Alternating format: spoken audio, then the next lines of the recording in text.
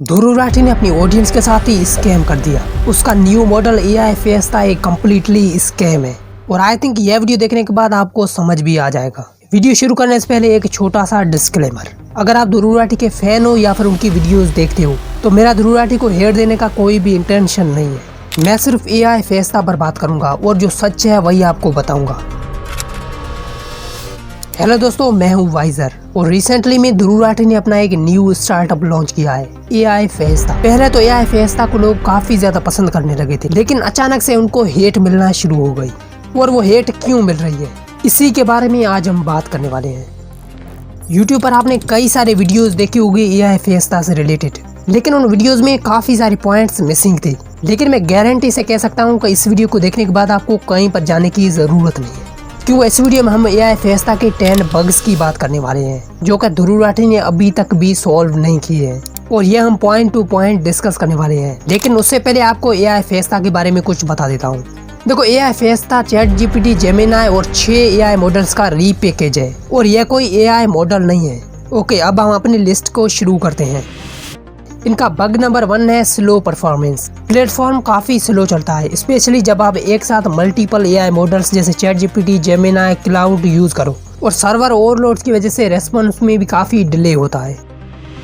AI फेस्ता एक month में सिर्फ 4 लाख टोकन्स देता है और यह एक मॉडल के लिए नहीं है, ये सारे 6 मॉडल्स के लिए शेयर्ड है और यह हैवी यूजर्स के लिए काफी कम है। तो इनपुट और आउटपुट दोनों टोकन कंज्यूम करते हैं और कंपेयर टू ChatGPT प्लस या जेमिनाई एडवांस इनकी लिमिट काफी ज्यादा होती है। AI फेस्ता में वॉइस इनपुट फ्यूचर जो किसी भी लैंग्वेज को इंग्लिश में ट्रांसक्राइब करने का क्लेम करता है और यह काफी इनएक्यूरेट है, स्पेशली हिंदी जैसी लैंग्वेज के लिए। AI फेस्ता में 3000 प्लस प्रॉम्प्ट वाला अल्टीमेट प्रॉम्प्ट बुक को यूजर्स यूजलेस कह रहे हैं, क्योंकि ज्यादातर प्रॉम्प्ट्स काफी जेनरिक हैं और वैल्यू नहीं देते। अगर आपको AI फेस्ता में इमेज बनवानी है तो ग्रोक AI और क्लाउड तो जवाब ही दे देते हैं, और आप ChatGPT और जेमिनाई से ही इमेज बनवा सकते हैं। वहीं पर आप रियल ग्रोक में जाकर फ्री में इमेज बनवाओगे तो वो बनवा के देगा।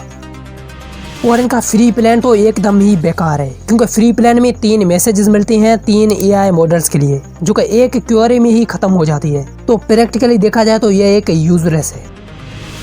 अब हम यह भी नहीं देख सकते कि टोकन कितने कंज्यूम हो रहे हैं, जैसे यूजर्स को 4 लाख टोकन को ट्रैक रखने में मुश्किल होता है। यह इनकी मिस्टेक है या फिर जान कर रहे हैं, वो मुझे पता नहीं।